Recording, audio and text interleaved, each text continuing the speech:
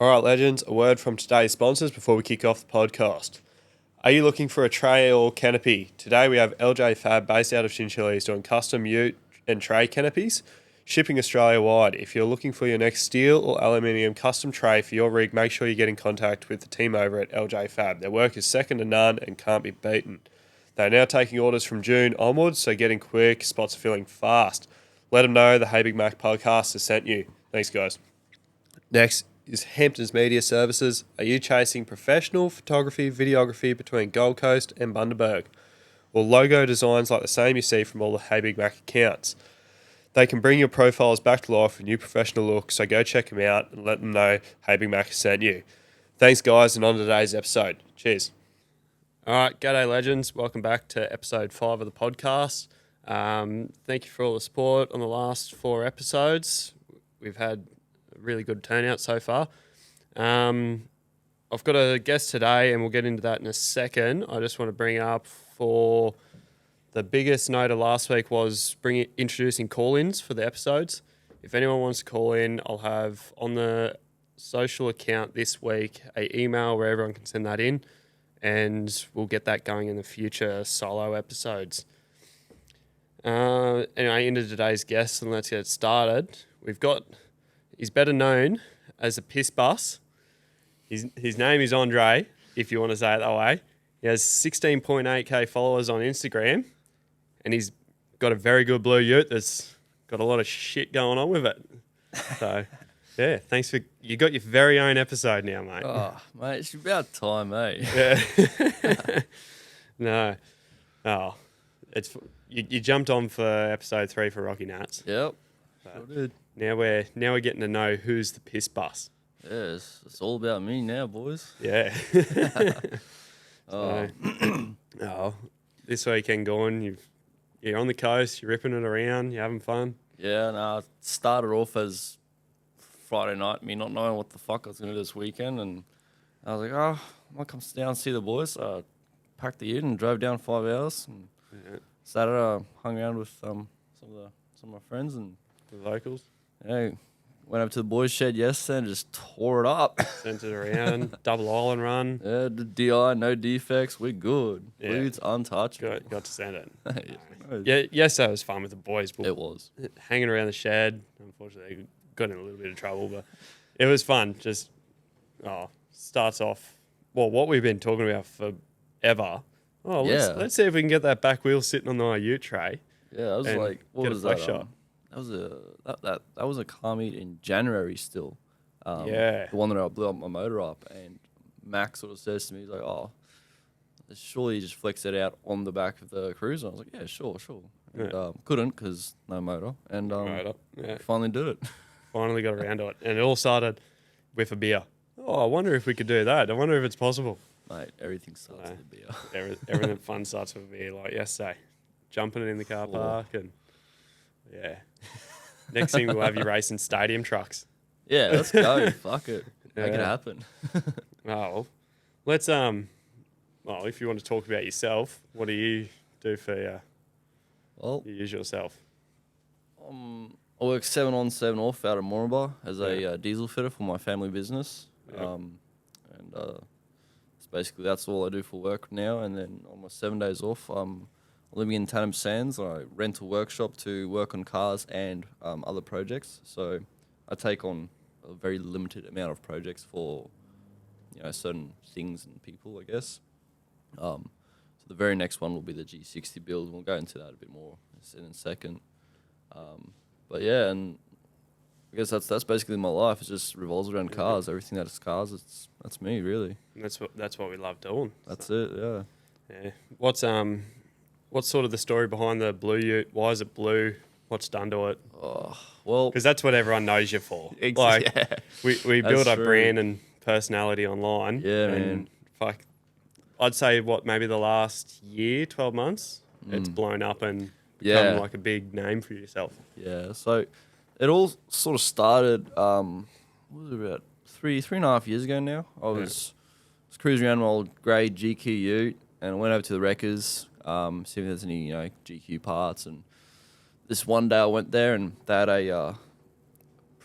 pristine GQ ST wagon sitting out front, full granddad spec, and went in, asked him, mate, what he wanted for it, and he's like, mate, it runs and drives, like there's nothing missing out of it. They're not parting it out, but he'll sell it to me for $4,000. So I was like, all right, cool. So I went home, and I was still a third-year apprentice. Yeah. I went home, rang mum. I was like, Mum, I need some money. Yeah. And she's like, what the fuck for? I told her the story. And luckily for me, my parents know how much this means to me, so they always help me out. However, they always help me out, and I have to pay it back. So I paid it back. But we got the money, went down there, paid for this thing. And it sort of sat in my shed for about a month because I was still trying to figure out exactly what I was going to do. Because I had a TB42 motor in it, so I was going to do a turbo build. But I think 4 months passed, and I started cleaning it up, getting it real just tidied. And then King of the Strip came up. June last year. No, this was the first King of the Strip. Oh, the first one. Yeah, and we pulled a TD out of my ute into it with a GT371R that one of my mates, Corey in Emerald, gave me. Yeah. With a DC-12 pump and a 50mm external turbo smart gate. Yeah. And we were free boosting it well over 60 PSI. On that same motor. On that TD, the TD42 out of my grey ute. And we ran it, and we got too rocky, split a fuel tank, couldn't make it to the drags. Went to the beach, blew the motor up, and then I rebuilt it. And then when I rebuilt the motor, I put all the suspension out of the grey ute into it, and that is where the Thepissbuss come from. Yeah. Now, the name the Thepissbuss came from, we were sitting, literally working on the car, building the motor, and one of my mates was sitting in the back seat of it, sinking beers. And he sort of looks at me, he's like, man, it'll be so cool when this thing's running, we'll go around, driving around, get on the piss with the boys. Yeah. And he just out of nowhere yells out, the fucking Thepissbuss. Yeah. And it stuck. So that was the name from it. You didn't even brand it yourself. No. It just talk in the shed. Yeah, it's just me and the boys talking shit, and the name just fucking happened. And since then, that's just what it's been known for. And we did 5 Rocks that year, and then I went down to Brisbane, did Bribey and that with the boys, and started becoming a bit more well known with the car and that. And I was after that whole trip, I met Matt, and we were over at Kinkuna, and me and him were talking about going coilovers, full link, all this kind of stuff. And I was more leaning towards triples. He wanted to go coilovers, and we started doing our builds at the same time, really. For me, it was going to be just going coilovers and put triples in it, and that was going to be the wagon done. Yeah. And it escalated so hard. Yeah. I was 6 months into the build, and I think I was getting ready to put the cab back on for the last time, and on Marketplace, I seen this single cab for sale, painted sky blue in Yapoon, and it was advertised rust-free. Went down there, met the bloke, Stephen, absolute top bloke in Yapoon, and he'd actually built painted this cab and done the bodywork to it to do a build with, and then in the meantime bought another GQ, so he didn't need the cab anymore. And I'm a slut for single cabs, so I bought it, and and then the Thepissbuss became a ute, and I just went with it. And that's where the colour come from. I didn't actually want the colour to start off with, but when I seen it in person, I just sort of fell for it. I was like, this is actually really cool. It just stuck, and now that's everything you've got's blue. I think the reason I really liked it that much is because I like my cars to make a statement. I like them being loud and it's a projection noticeable of yourself too. Yeah, I love my cars being noticeable. Myself, I usually I'm one of those. I'm a bit more quiet. My cars aren't. Yeah. And I think that's why I loved it so much. And then sort of it took 1.5 years, got the car running and stuff for the what was that, number 3? I think that was the third King of the Strip. Yeah. I got it running for. And went down there, had some fun. Had a lot of issues with power string hoses blowing and shit. But it was a big learning curve. R&D. Yeah. Because the temperatures on an LS is a lot higher than on a TD, and pressures and stuff. So it was pretty interesting. Did all that and did a big burnout, and that's when stuff started blowing up big for me. I started getting noticed a lot. Go around town with the boys, and then people go like, "Oh, you're the guy that did the burnout." I'm like, "Yeah." Well, that's where I first even found out about you. Yeah. Was last year at King of the Strip.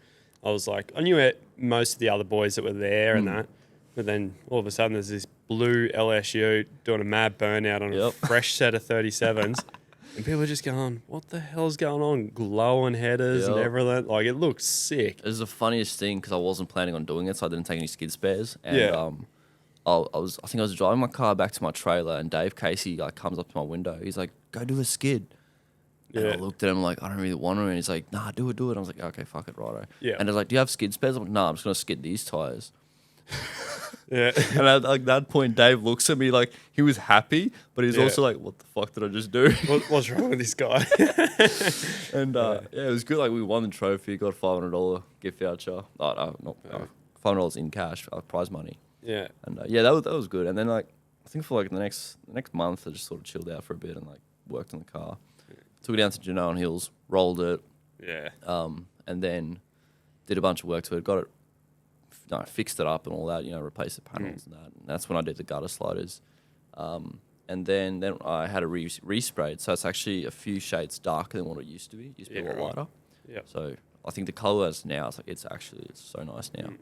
And and then since then it's just, I haven't done anything really crazy since then. I've just sort of been maintaining the same level of weird shit that I do. But when you say you haven't done anything crazy, like only a month ago, that thing was a bare chassis. Oh yeah, but Probably that's a little bit normal over to a me. But like, that's, no one goes out and builds a ute and you break something. You don't strip apart a whole car just to redo it again. But like, just swap a motor. You're crazy enough to go out and go, "No, I've figured out what's right, what's wrong on this ute," and to be able to strip it back, have the knowledge, rewire a whole ute, do all of that yourself. Like, it's a big feat. See, for me, like, I take so much pride in the car itself and the way it looks and represents itself to people that I can't deal with imperfections on it. Yeah. So like, even right now, there's things I need to change, and I know I need to change, and it's bothering me. Yeah. So that's why when I blew the motor, I was like, this is a great excuse for me to just go through, rewire the whole car. Because the original harness, that was the second harness I built for it at that stage. Yeah. It just wasn't the way I wanted it. I didn't run where I wanted it to. And so I updated a lot of that shit. And a lot of people don't really understand why I did it. But for me, it's just I wanted to improve on it. I wanted to just build a better product. And yeah, like, that's sort of just how it goes for me, really. Like, if I'll get a idea in my head. Like when I pulled the motor out, and I was sort of like looking at the front end, the factory rad support. I was like, I hate this. Like, it's just there's random holes and stuff. I was like, no, I'm gonna cut the whole front end off. Just kept going. I just built a new rad keep support. chopping it apart. Yeah.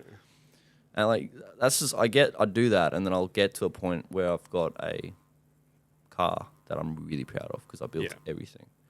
And like, a lot of people compare their factory cars to it, and I had it the other day. It's like some kid was going on about it. He's like, "Oh, my D-Max is better than yours. It doesn't blow up." I was like, "Well, go build a car from the ground up. We'll see what happens." There's a complete different side of buying a car, running it, and having everything bought for it, or building a car that you will never have to take to another mechanic, another shop, anything like that, and knowing every single thing inside and out. Like, that's why I love doing work on my car, is because I know the ins and outs of it, but my car is a different level of, if something goes wrong with that motor or box or something like that, I'm going straight to a shop. Oh, hell yeah. Because there's so much complex stuff, whereas on a different unique build like yours and a few other boys that we got to see like at Rocky that all do their own work. Yep.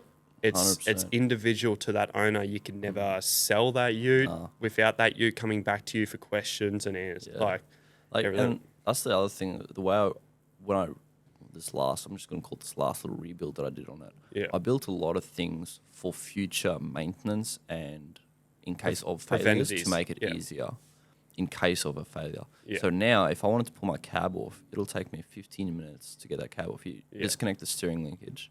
There's 6 plugs on the harness to disconnect. And then you disconnect your ground straps and disconnect your shift cable and pull that cab straight off. So it's convenience for you especially. 100%. So now, if I have any issues on that thing, I pull the cab and everything's easy accessible. Yeah. So, and like that's another thing. Like, just trial and error, really. Like, I built the first version of that car, and it was cool. It was fun and everything, but now I've built it so much better than what it was before. Like a year ago, like comparing it now, like visually, it doesn't really look that much different, but like everything is completely details. changed from what it was a year ago.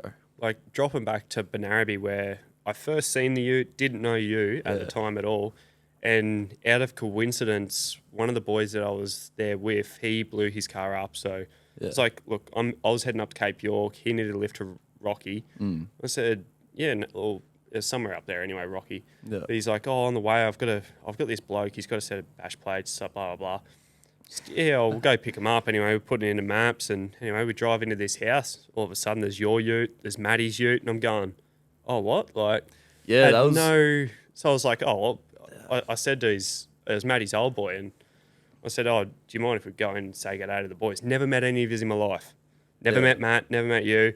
Walked in, Matt's just talking away, like most kind-hearted person ever. he's a genuine bloke. And getting to know you, and I suppose like we're just talking around the Ute, like everyone said there was a statement made, and like seeing how much that changed, because that's when I started following you on socials, getting to see it, and then bits and pieces come out, and then one day you've rocked up at the shed with the boys, and and you were there, and I was like, dude, it's good to see you. And we didn't even it was like, wait, where we met each other from again? And I was like, oh, that's right, I was up at Maddie's joint, and that was fun, because I wasn't even meant to go there. I was actually meant to go straight back to my house in Emerald, because I was using my girlfriend at the time's car to tow around the Blue Ute, and I don't even know how I got talked into it, but all the boys are going to Five Rocks, like Matt and Pooley and Corbo and all them, and they're like, oh, you're coming to Fiveys with us? I'm like, yeah, sure, I'll come, and I fucking sent it out to Fiveys, and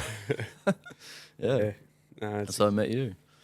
Yeah, crazy, isn't it? Oh, it's funny how it all happens, eh? Like, stuff takes off, and it's a good part of the four-wheel drive industry where I love it. It doesn't matter who you are, what you're driving, how old you are, where you've come from, any background that you have. Yeah. People just respect people that are doing awesome shit that aren't. If you aren't a dick to people or anything like that, like if you can go in and meet a new person and they've got, you can either tell at the start or not, and by the end of the conversation, if they've got respect for you or not, and you know like how it's going to go. Like there's some people, you just look at them and go, mate, what are you fucking doing? But there are some people in this world that just think that their shit don't stink, and it's unfortunate because besides that, the car scene, the full driving scene, it's got such a good name for. I've met some of my around full driving related. I've met some of my best mates from social media, going to events, whatever it might be, just rocking up, and it's like, oh, it's fucking Big Mac, or it's I'll go up and see them. I'll go, so and so, hey mate, how you going? Like introduce myself, like. And I've met every single one of my friends through the full drive scene. Yeah, just all like-minded people.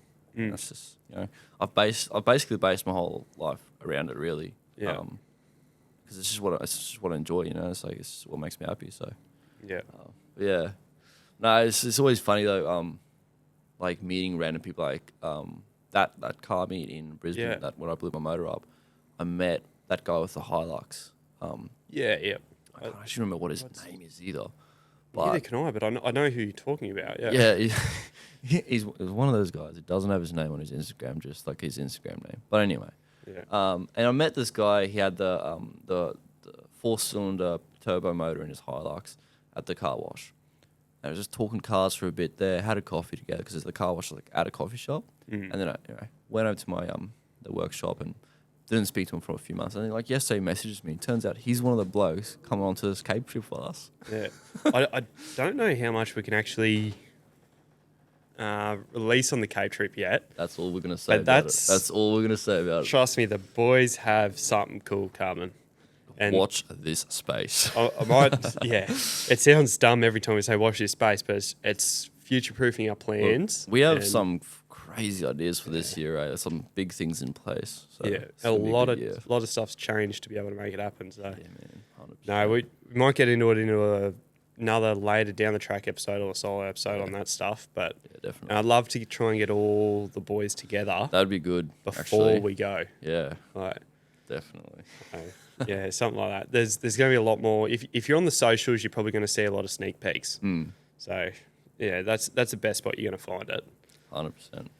But yeah, no, we've got what are your sort of competitions, events, everything like that that's coming up or happened in the past? And I think so. The next definite event that I'll be attending will be King of the Strip. yep. So that's in early June. Well, you got to defend the title. Yeah, I need to pop a set this year. I need to step it up. You know what I mean? Other than that, this year I'm not really sure of any more events or competitions. Yep. We've got a lot of things planned, builds going on. I've got the G60 build up next, and then if everything goes to plan, a GU that will be getting built for racing next year.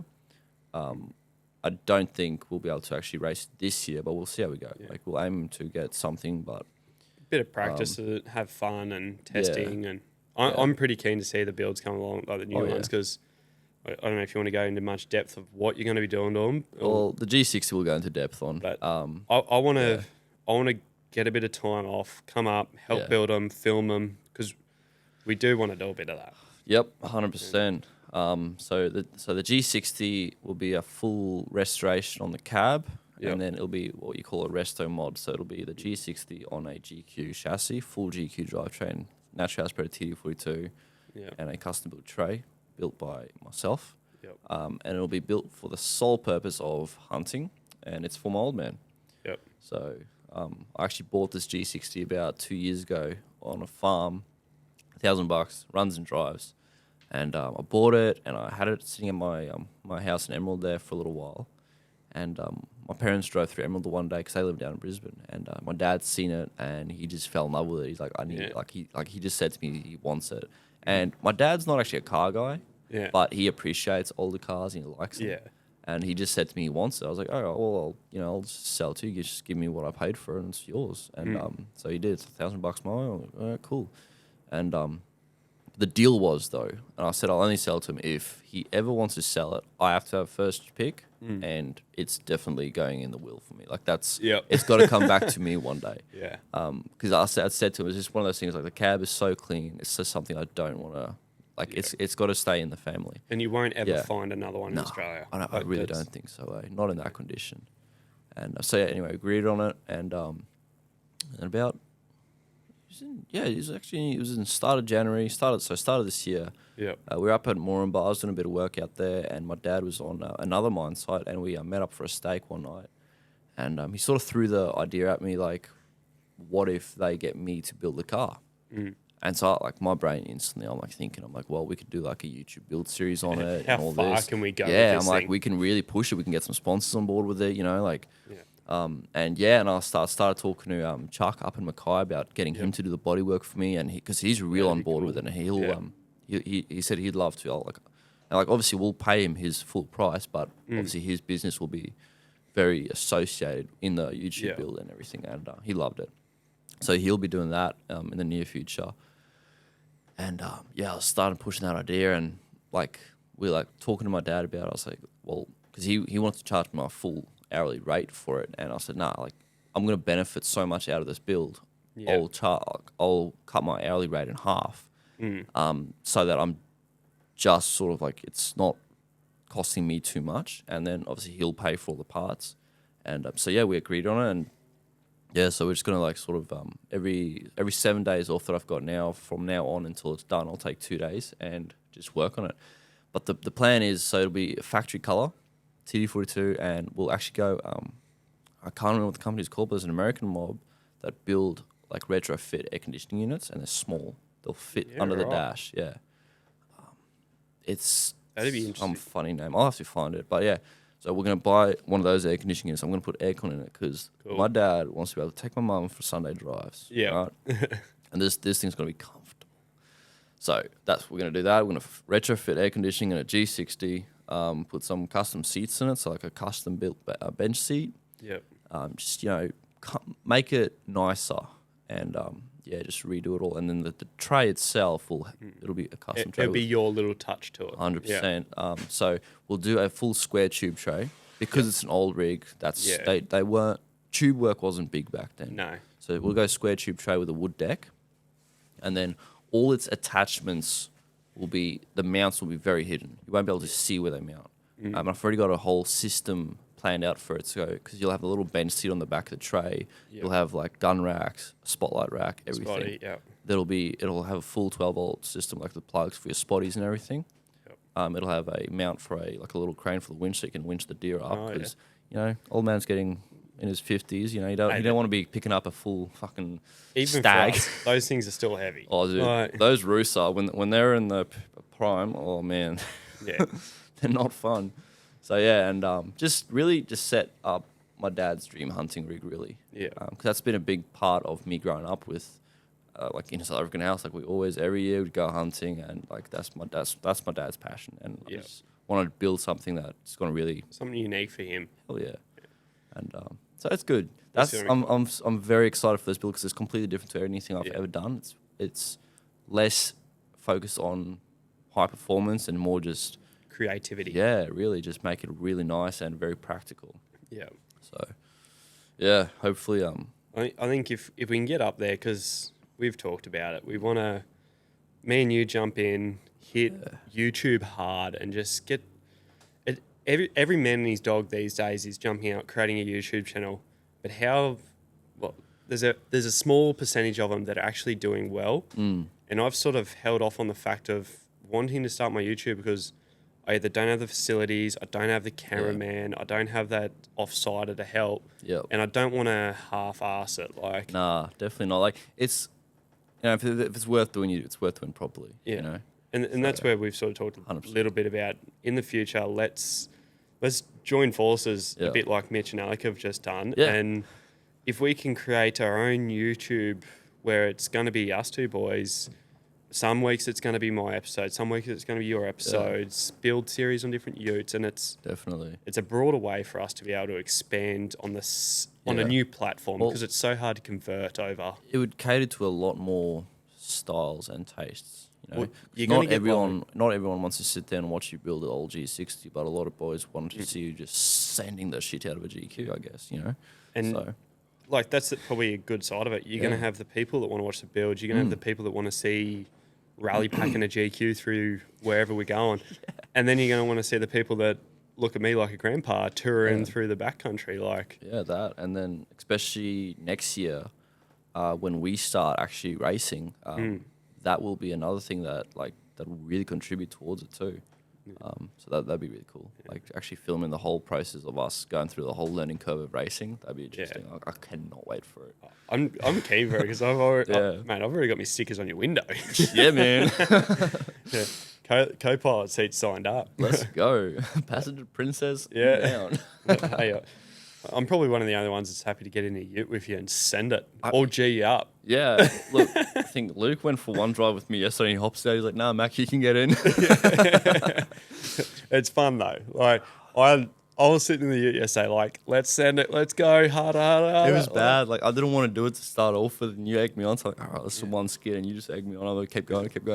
Same as when we're up fiveys, like, jump in. Bro, let's go send this thing. We're jumping it. We're screaming up and down dunes. Like, it's cool. Like, you just... there's something about it that just clicks and we're like, let's go. Definitely, man. It's just the most fun I could possibly... even dream about having is just that moment when it's just like you and the boys, you're all psyched up and you're just in a car just sanding it really. Just doing what it's built for. And that's it. And that's the plans with basically the race truck is to have... just take the Blue to the next level, really. Yeah. So have a dedicated race truck. Yeah. 100%. And we've already got Wheel Boys on board with that one, which is a huge step forward for us.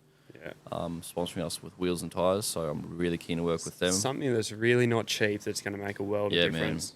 Man, 100%. Like, I cannot imagine paying for 8 wheels and tyres myself. Like, plus spares. Yeah, that's plus the upkeep on your car, like the tow car, the other cars, like 100%. So it'd be good. Is Wheelboys purely just through Allied or?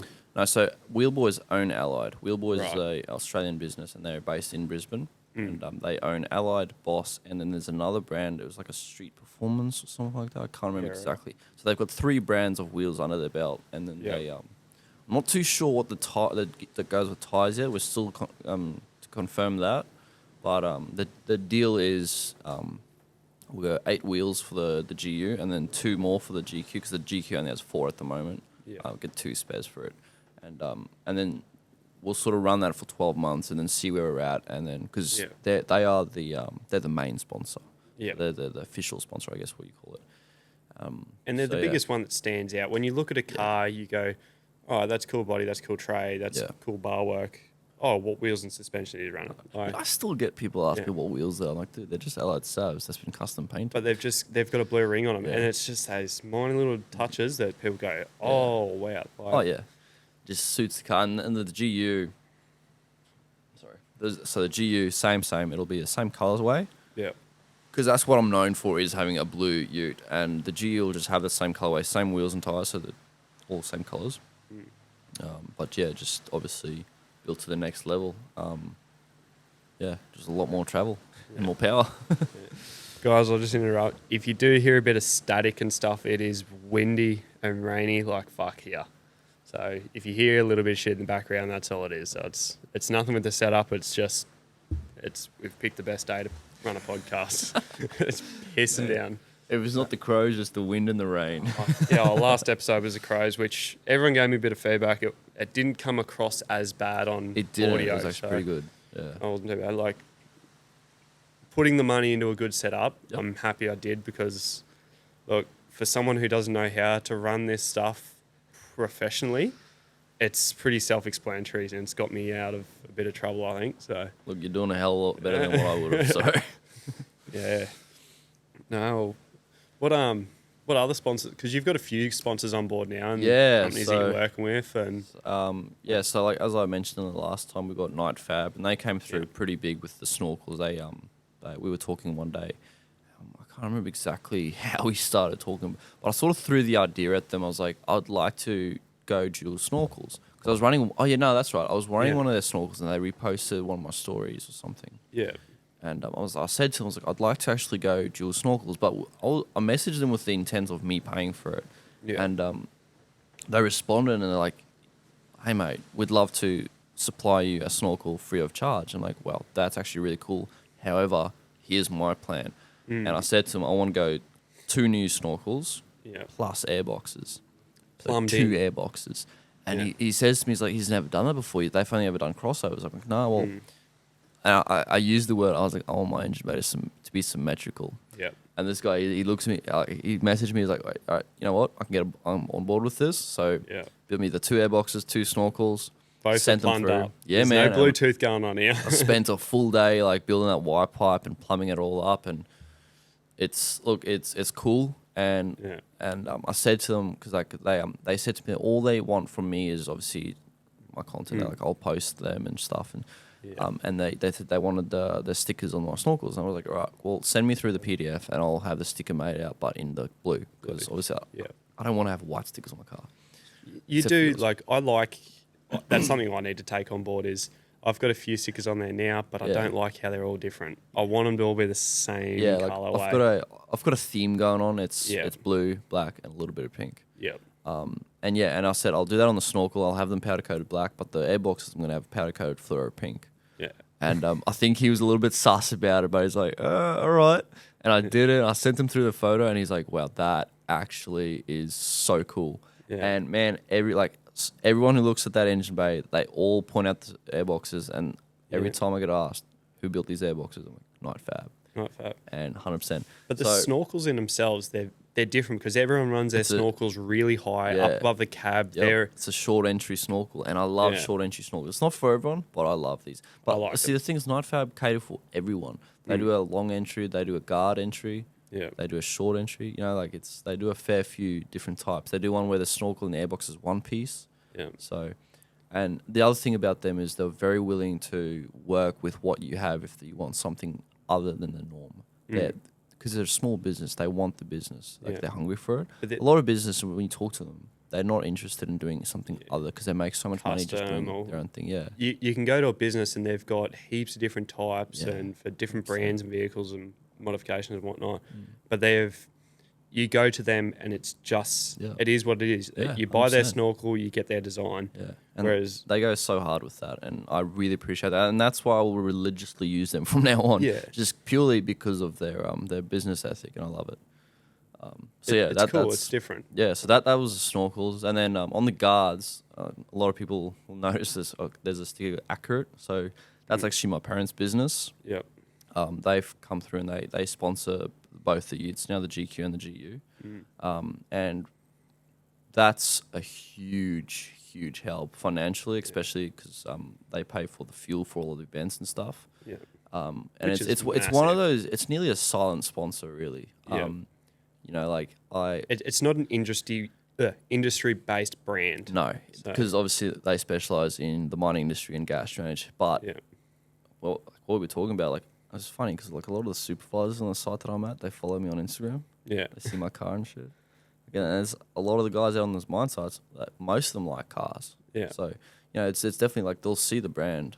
And I feel like, a lot of the boys that So- are in the mining industry all have, Yeah. it's not necessarily four-wheel drives, but a lot of them will have their street cars, drag cars, 4Bs, Yeah. whatever it might be. But they're all into some sort of project. Oh Like, yeah, 100%. it's- So yeah, and different. that's that one. And honestly, like I cannot thank my parents enough for coming through like that.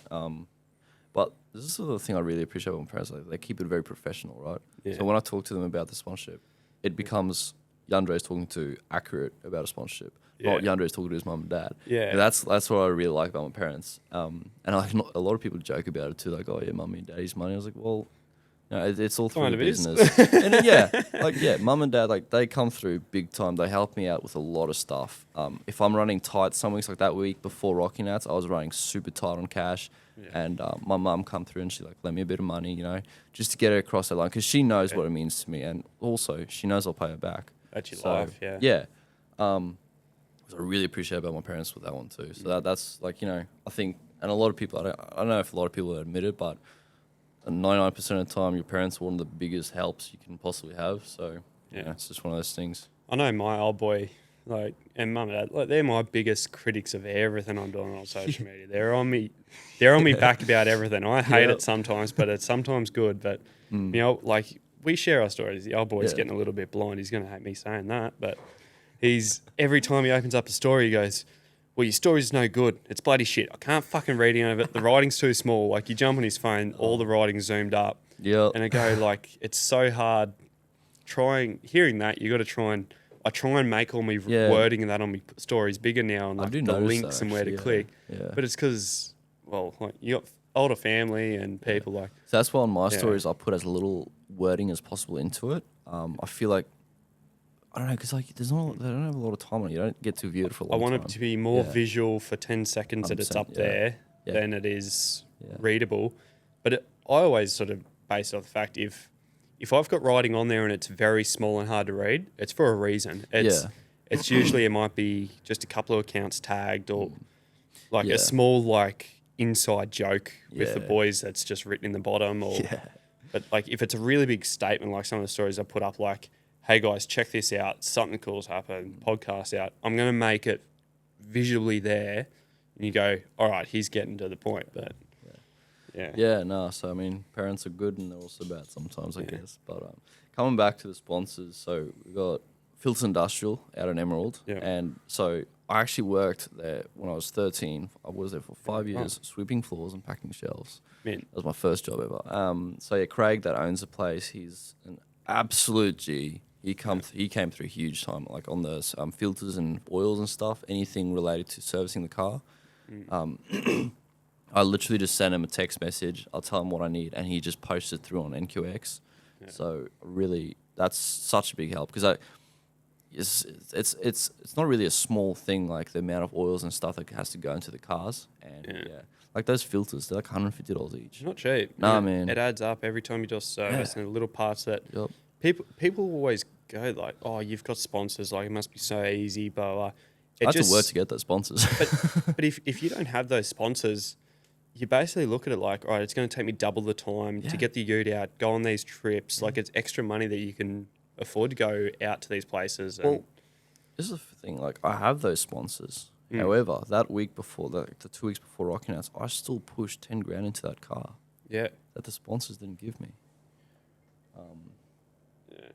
Mum's called. Mum's trying to call me. Oh, jeez. But yeah, so that's Filton Industrial, and they're huge. We just don't have the sticker on the car right now because we haven't gotten the PDF in time for Rocking Outs. However, we'll get onto that. And then there's Wheel Boys. And yeah, we're still obviously working out a bit of the deal with that one, but they are the official sponsor for 2023/24. The standout one. Yep, they are the big one. Yeah. So yeah, I'm getting very keen to start working with them more in the future and doing more events with them and stuff. It'll be really good. All right. Are you, like, you've sort of been in the position where you've had some good sponsors or ambassadors and lost them. You don't have to mention them. We don't have to go in that deep, but how have you dealt with that going in the past? Like, I don't losing someone that was supporting you at the start to turning around and going, hey, if we're not progressing, why are we still going? Like, Well, I don't know. Like, I'll use the last one. This business, top business. I still go there for parts because of the service and the amount of stuff they can supply. Yeah. Because I was sponsored by the branch in Emerald. Right. So they weren't making budget last year. Yeah. There's a few things related to that. It wasn't necessarily me, but they weren't making budget, so they had to cut down on their spends. So obviously, the sponsorships is one of the big ones to go. And also, at that point, I'm not a local in Emerald anymore. Yeah. So it's worth more to them to sponsor a local as a branch car enthusiast than like someone living out in Tatham Sands, Yeah. So that wasn't it wasn't even a bad thing. Like, we're still on, like, we are, every time I go to Emerald, I go in there. I'm still good mates with everyone that works there, like the manager. Every time I go to Emerald, still I'll buy them all coffees. Yeah. Just because, there's such a good, like, bunch of people, and, like, they've helped me out of some issues before where I, like, needed parts, like, overnight and stuff, and they've come through for me. Like, the one time I needed a part and they had it in Townsville, they actually got one of the Townsville guys to drive it overnight for me. Jeez. Had it Saturday morning, and we fitted it to the car to get ready for an event. Like, stuff like that, that's what I remember. Like, for me, like, the fact that we lost that sticker on the side of the car is not a big deal. Like, it's appreciating the fact of they were there from the start. They've helped you in your beginnings, and it wasn't a rough separation. No, and you're still it was one of those things where it was like, he said to me, he's like, definitely, if they can, they will come back in the future. It's just right now, like, this year is just not the year for it. And it comes down to when you can have 10s, 20, 30 ambassadors. An ambassadorship is just however much you produce, you get back. That's sort of it. But as a sponsor, each company values against each other for your support. Yep. So if you've got a company paying constant money for a big value promotions, and then you've got a company that's sort of getting it a bit on the low end, well, the other company, if they jumping back and forth, like, it's a hard thing to sort of work out and go over, but you don't want someone getting a free ride for the same promotion someone's paying big money for, because it's... No, and that's like the thing, like, me and you both have a few ambassadorships going on, and, like, those things, like, you have to put in the work to to really actually get anything out of it. Like, for me, with I'll use High Rollers as an example. He was a little while ago, he sent me a message. He wanted to buy a photo of me to use for a poster, and we sort of talked about it. I was like, how do you really put a price on the photo?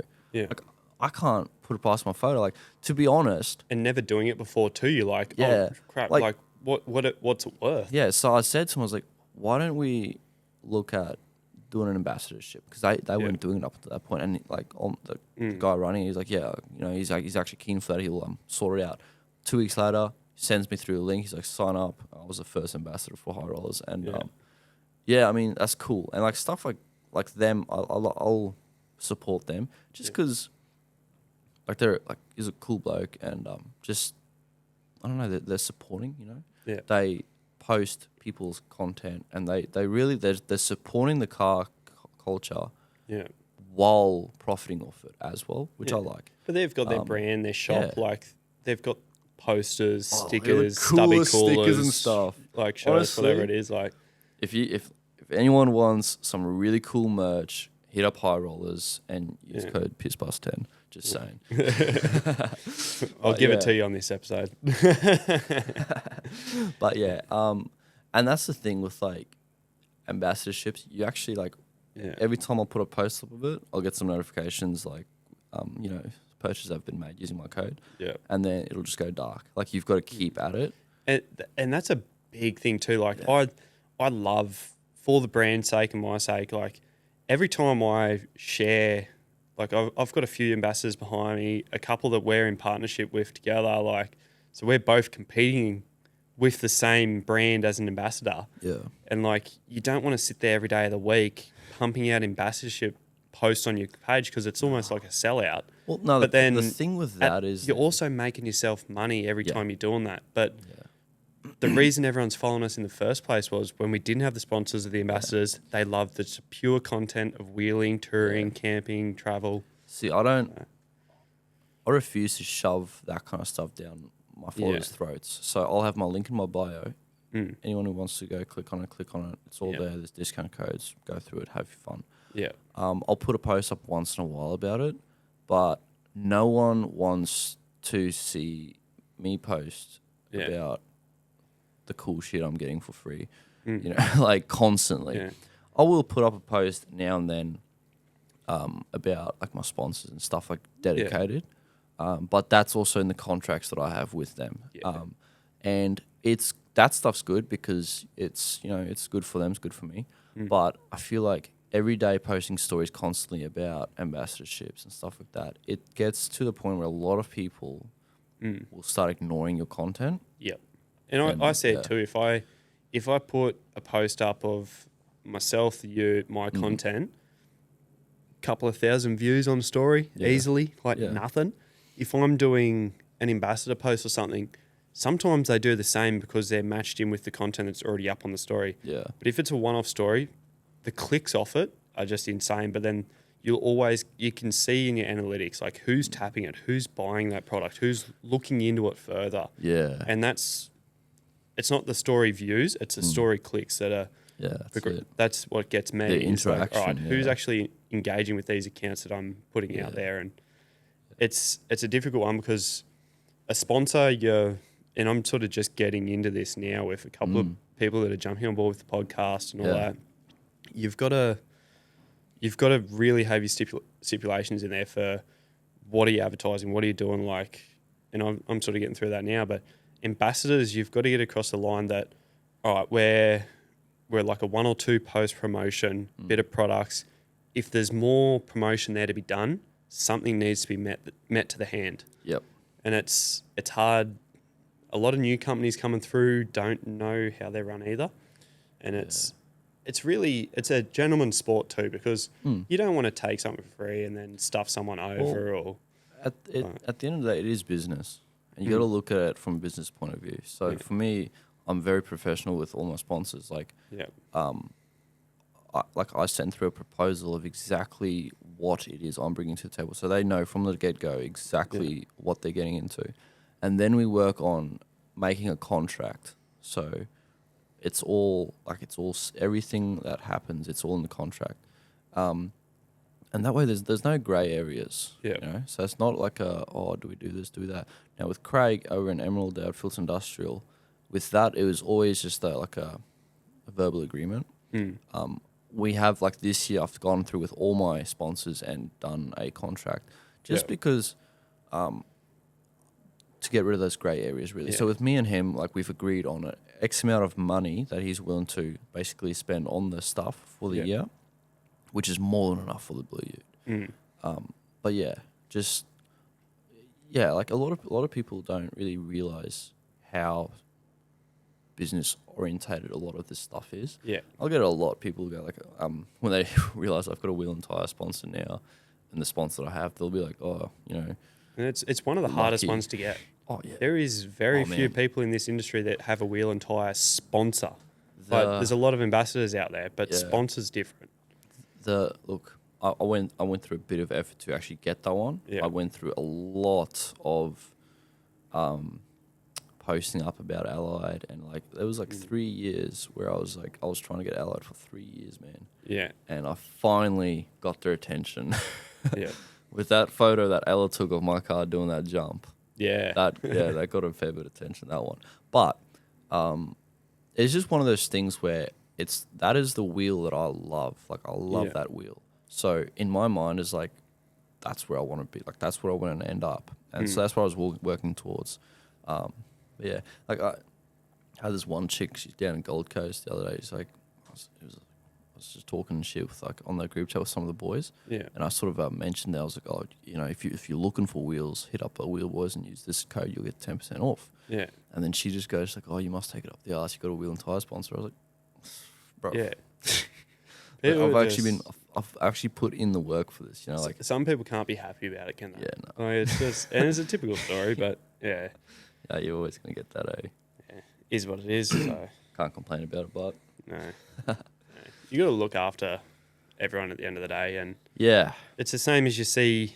Like, do you think these big brands in, I don't know, the V8s and the Formula One and motocross or trophy trucks, whatever it is, the biggest sticker on the car is probably going to be the main sponsor with the most money. 100%. The small, tiny sticker that you see on the pillar or the bonnet or somewhere, they're probably not paying a huge amount of money, but they're probably getting a bit of parts and help and fuel or whatever, servicing across, and it adds up, like whether it's a tool sponsor. Yeah, so I did that with my my letter of proposal that I sent out to all the sponsors. It actually has a chart with sections on the car and how basically I broke the car up into panels and how much money each panel is going to cost. Like a value asset price. Yeah. Yeah. It's basically just like buying a block of land. Yeah. And so you're buying real estate on that car. Yeah, man. Like I sold my front guards $6,000 for both cars, which in the scheme of things isn't actually a lot when you look at it. But for someone that's never had sponsors that's going to look at it, they're going to go, holy shit. And you go, well, you think that's saved you, what, 3-4 weeks of work? Yeah, but that is $6,000 over 12 months. See? So it's not like it's just free money. Like there's a return that's got to be made on that. Yeah. So. And that's like, even this weekend, a lot of what I was doing this weekend was actually just promotional, really. Like over at DI, I drive around to every like little group of like 4B boys and go talk to them and, you know, get the...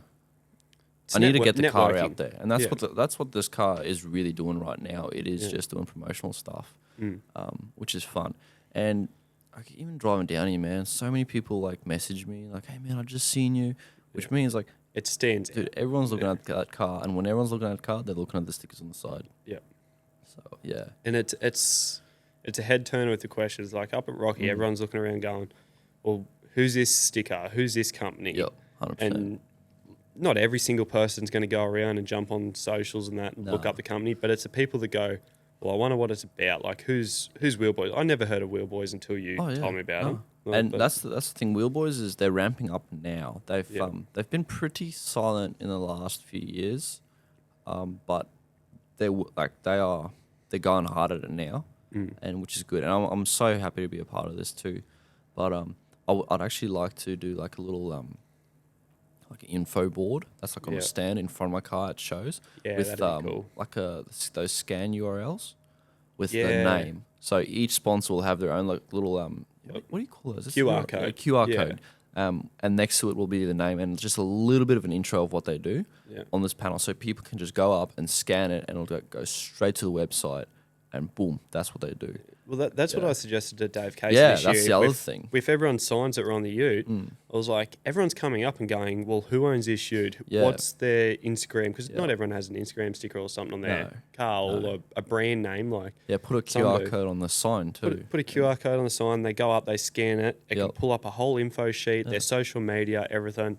I just thought that'd be a cool little idea. But like what you're saying, have your own board that you sit in front of the ute with a build story, different sponsors, where it's come from, a bit of background, and and that's just another way for the younger generation who all have a phone to be able to see what the sponsors are all about. Because like it's one thing to see a sticker on the side of the car, but it's another thing to actually be able to see on your phone, like, oh, this is what they do. This is how they could possibly help me. Yeah. You know.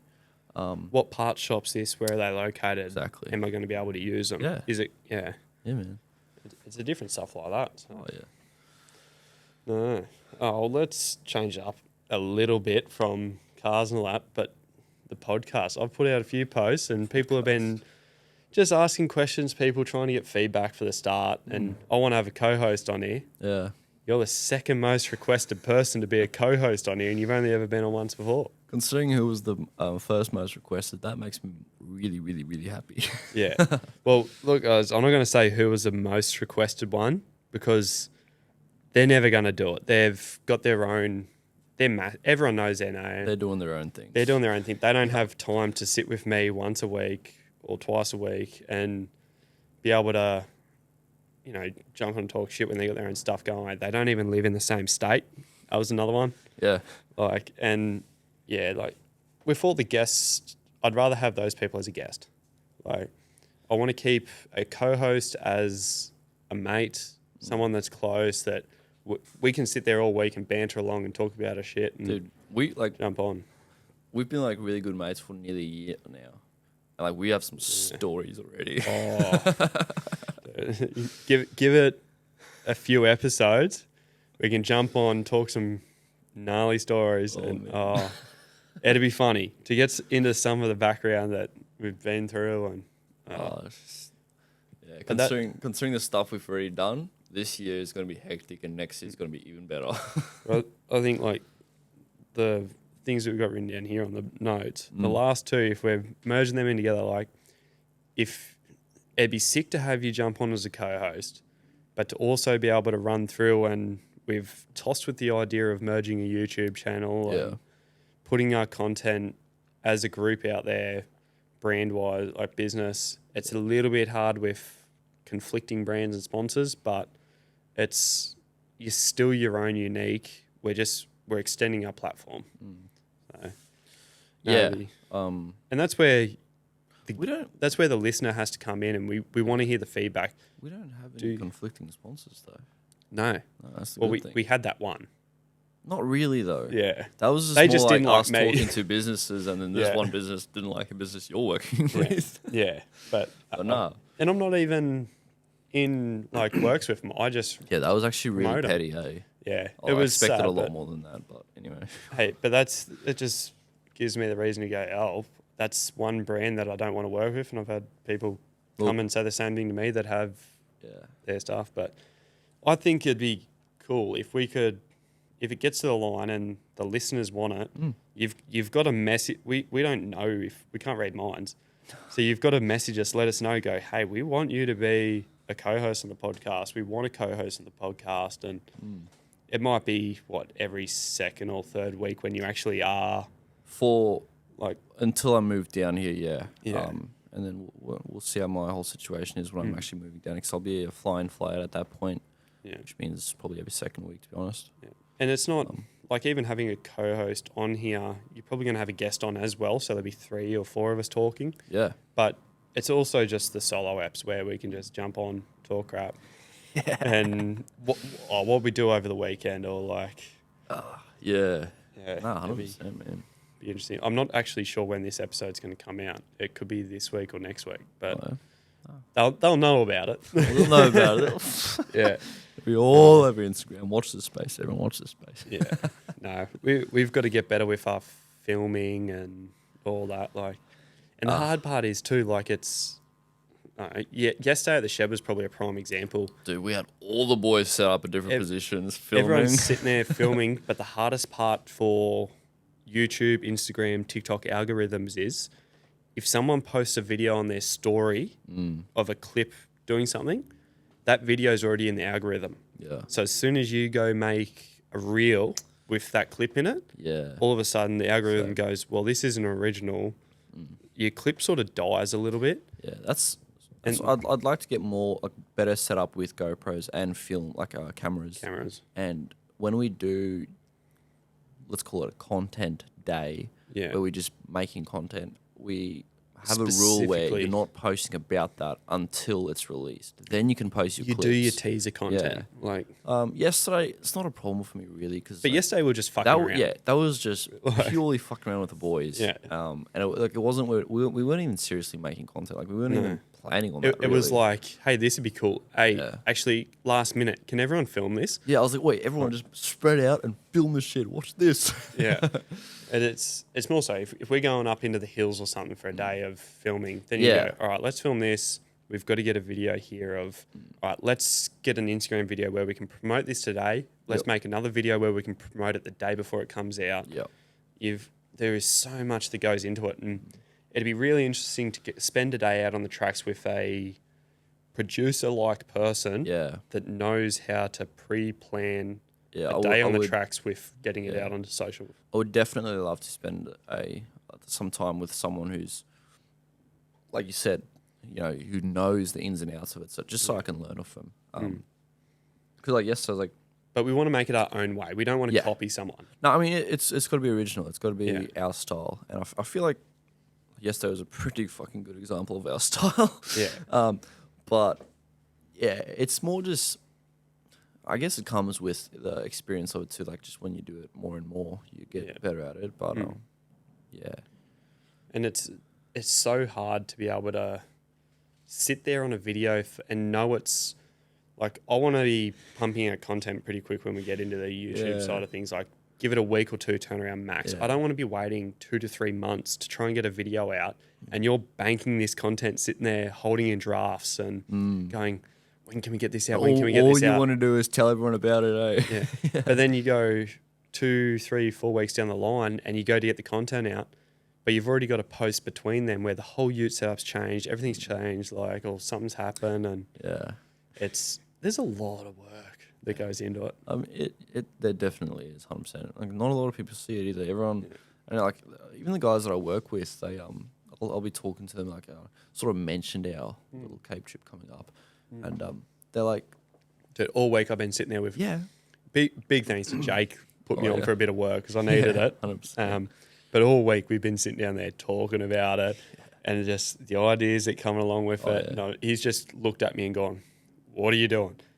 But that'd be sick. Yeah, but like I was just saying, the guys that I work with, they don't understand it. So they look at the whole YouTube thing. They're like, "Oh, how's this even gonna work out for you?" I was like, well, you put in a lot of work. It's not given to you on a plate. You've got to put it out there. You've got to actually make your content appeal to everyone. Yeah. And a lot of the guys that I work with, they'll like see these YouTubers that are doing well, and like, oh, wouldn't it be nice to be like that person? I was like, that's everyone. Even like yesterday at DI, people will come up to me like, oh, I'm so jealous. This must be nice. And it's like, yeah, those like late nights in the shed, 2:00 in the morning, working on this thing, they're busting knuckles and shit.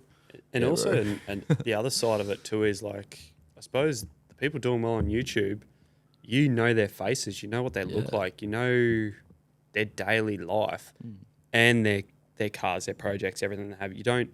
Our Instagram's more based around our activities, lifestyle, and everything else. Not so much our personality of face. Like where YouTube's going to bring that side of both of us out, where it's people are going to recognize our faces. Like you're going up the beach, and people come up to you and go, "Oh, you, hey Big Mac," just because you've got my sticker on your ute. Yeah, man. Like it's. Oh. That was actually so funny. We pulled up at the ferry yesterday over at DI, and this guy in Amrock pulls up behind me, walks through the window. And he comes over. He's like, "Hey, Big Mac." And I was like, "What?" He's like, "Oh, is the tide too high to get in?" I was like, "Nah, it should be right. Just follow us." Yeah. I was thinking, I really need to take that sticker off. Yeah. But it's good to see that like both of us getting out there, like we're connecting. We are all over each other's socials. 100%. Instagram, Snapchat, whatever it is. I think you're my biggest hype person. I think I'm your biggest hype person. Pretty much, yeah. But it's, I've tried to change that because when I first started my Instagram, it was just, everyone said to me, it's just the same picture of your ute. It's a different angle. It's this. It's just a ute. And I'm trying to get into more of my lifestyle sort of stuff. And it's hard to change your content when everyone's come for the ute in the first place. On my page, I I'm very focused on all my content not being the same as the last time. Yeah. The last few posts, I'm doing like a little like a stint of posts where it's focused on those 2 weeks before Rocky Nats and what I was doing to get ready for it. Because no one, that was good. Me and Rossi were not posting about it much. No one knows what was going into that. Everyone knows that it was close and there was a lot of hours put into it. Yeah. But no one really knows what was going on because everyone asked me about it. Like, oh, why'd you pull your car apart? So I'm busy. Why'd you have the car apart? Why'd it take 3 weeks to pull it apart and put it back together? And 100%. like you were down there, you were shooting your skits and all that sort of stuff and different things. But seeing your posts last week or a few days ago come up, like doing the wiring board, all that stuff, people don't understand how long wiring takes on a car. So I built that original wiring, like the relay panel, 2 years ago. Yeah, right. With the relays. And I ran it with my older harness, but my setup on the harness wasn't very good. The panel itself was well thought out. And then now I've just redone the panel and then actually thought out the wiring harness, which is great. But I'm starting to post more about the process because I've never been good at that, is posting about my process. That's one thing, like Darius Customs, he's extremely good at that. He posts his whole process. He talks people through what he's doing and why he's doing it. Yeah. So that when you see the photo of the car, you understand why he did his high steer arm the way he did. Yeah. You know? I love that. I love watching his stuff. That high steer arm was just... That's perfect. But and you know who else is good for that is Swindlehurst, Design and Built. Yes. They show you, it might be a 30, 40-second clip, if that, but it goes from CAD to machine to like production to fitting the product itself, fitting to the vehicle and going on and on and on. And it's engagement. Yeah. And it's all about keeping that engagement into your videos, like the interaction times. And and I've never been good with that. I've always just been like, oh, I just built this. Here's a final photo of it. Yeah. So, but that's what I was talking to yesterday to you about was it's so hard to sit there if you're doing a diff rebuild. Yeah. Your hands are covered in shit. Not only you that, can't just go pick up a camera. Nah. Like and I'd love to have someone with me, an offsider, who just wants to do that. Yeah. And that was really good having Rossi there. And like I bought this one tripod and we just set a tripod up every now and then and just whatever. But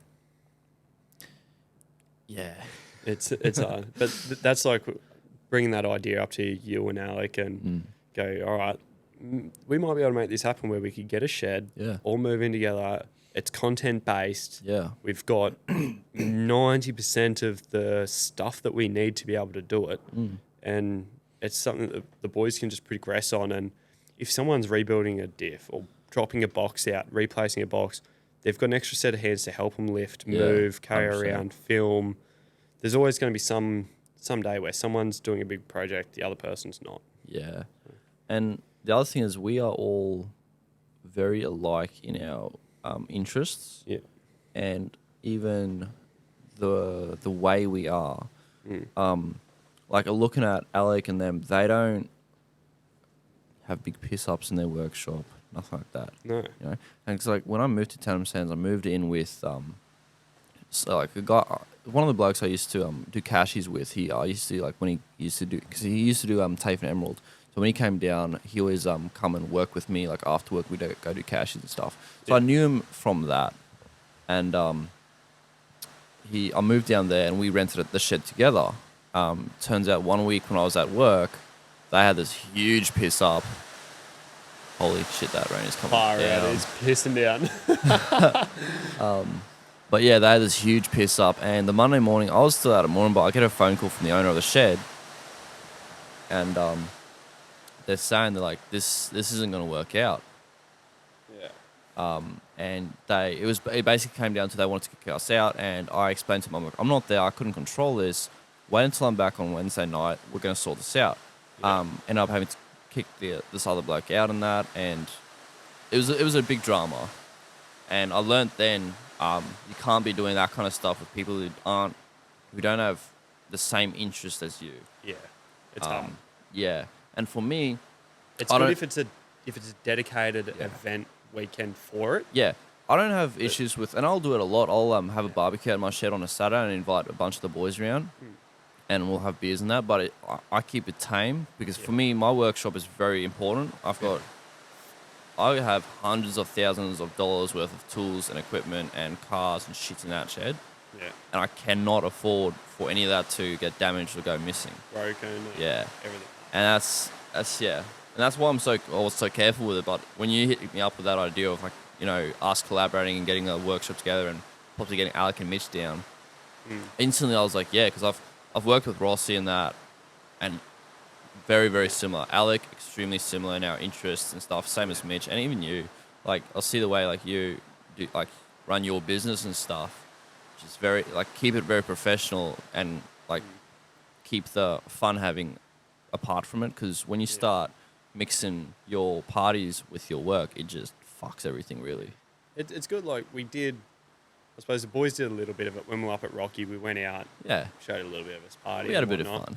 But you don't want to see that every day of the week. Like, I think having a shop where we could dedicate content to, and it's almost like put the stigma in your head, like as soon as you walk through the doors of the shop, it's content, it's business. We're not here to play around right now. Like, it's fun. We're having fun, don't get me wrong, but we're here to actually make something of ourselves. Yeah. You know? And I think everyone that's sort of grown up, everyone's seen Fantasy Factory or Pastrana Land or whatever.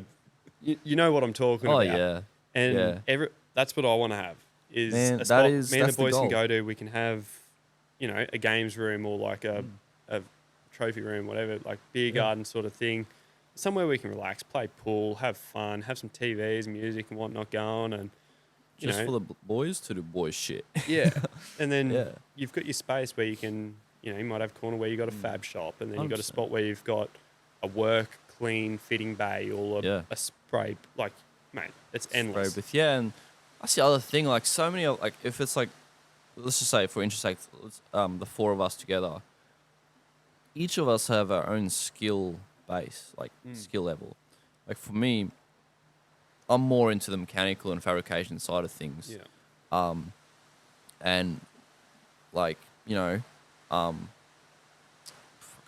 don't even know, like, one of the other boys may be better with electrical, whatever. Panel, electrical, fitting, and in that way, everyone can build. You can build off each other in that way because you're working towards the same goal at the end of the day. Yeah. When you're helping each other that way, you can just help each other become a better version of what they already are. Yeah. So, and that's it. Like, I think if it's not so much being able to do it and bring your ute into a shop and do this, it's somewhere where the boys can go, all right, this week we need to build a tray or bar and rails or something, whatever it might be, and go, all right, pull your ute in the shed. We've got a week where we can stay in the shed. We all live here. Yeah. There's, you know, you can roll a swag out on the ground and camp it out for the night and work on utes. And you don't have to be worried about, oh shit, my ute's in this shop getting work done. It's going to charge me $150, $200 an hour, where the boys can just, it's going to cost you money on materials or whatnot, but you just jump in, do it. Yeah, and the other thing is creating a people space. Having that second opinion. Yeah. You know, like a lot of times, like I'll be building a bull bar or something. I'll be like, fuck, I need to know what the boys are thinking about this. Like, you know, like, because in my mind, it might be a killer, but it might, like, one of the boys might pick up on something that throws it off, and then you look at it from another angle, and you're like, oh yeah, you're right. Yeah. So, and definitely, you can definitely build a much better product that way with all the boys working towards the same goal, really, even though everyone's doing their own thing at the same time. Yeah. So. It'd be cool, depending on the size space we get. I've got an image in my head that would look sick, and it'd be cool to get like someone to 3D render up a design. 100%. That we could go like, all right, imagine the content. Yeah. It'd be a sick little 10-second reel to go, all right, imagination to reality. Yeah. And like, I fucking hate having plants and stuff in shops, but it'd be like cool to have like a little beer garden set up. Then like even throw a podcast studio in there, have a hoist, have a workshop, have like offices. Because I mean, we're pursuing the same thing to get to. Same goals. Let's start running shirts, content, stickers, running a business. Yeah. It'd be cool to just have a central hub where, you know, if someone's going away for a week, hey man, I've got these orders sitting there. Can someone get them packaged and sent out? Yeah. that'd be the ultimate goal. And Yeah, definitely. yeah, so it'd be cool. Definitely something to work towards. I'm getting very excited for it, that's for sure. Yeah, but I think we'll find out more of that later on when things can start happening and the boys want to talk about moving down to the sunny coast. And then hopefully, what did I say? September-ish is when I'll be hopefully heading this way. Yeah, probably just after we head up north. Yeah, basically. Yeah. There is so much going on. Yeah, no, look. Yeah. We'll see how we all go, you know. Oh, well. Yeah. Oh, we'll probably finish off there. It's been actually an hour and 15 episode. Well, there you go. We've done well. But what's your socials and where can everyone find you? Well, if they haven't already found you. Well, Instagram is Thepissbuss, PISSBUSS, and Snapchat's the exact same. And then on Facebook, I'm just Jandré. Yeah. If they can find your Facebook. Yep. Don't stress about Facebook. There's just a bunch of retarded memes. It's a memes page. Yeah, it's really just me and the boys. And you've got TikTok. Yeah, and TikTok I think's also Thepissbuss. So that's all my socials right there. If you there. search up the Thepissbuss and you find a blue ute, it's probably him. Most likely, it's either me or a fan. Yeah, that's it. No, thank you very much, guys, for listening through the episode. If you can, screenshot it, send us a photo on the socials and tag us in it, and we appreciate it. Jump over to YouTube, Spotify, subscribe, follow, rate us 5 stars, give us a thumbs up. It's all goes a long way. It helps get the podcast out there. The more interactions we get, the more people see it. So we appreciate the support, guys, and we'll see you next week for another episode. Thank you. Thanks. You.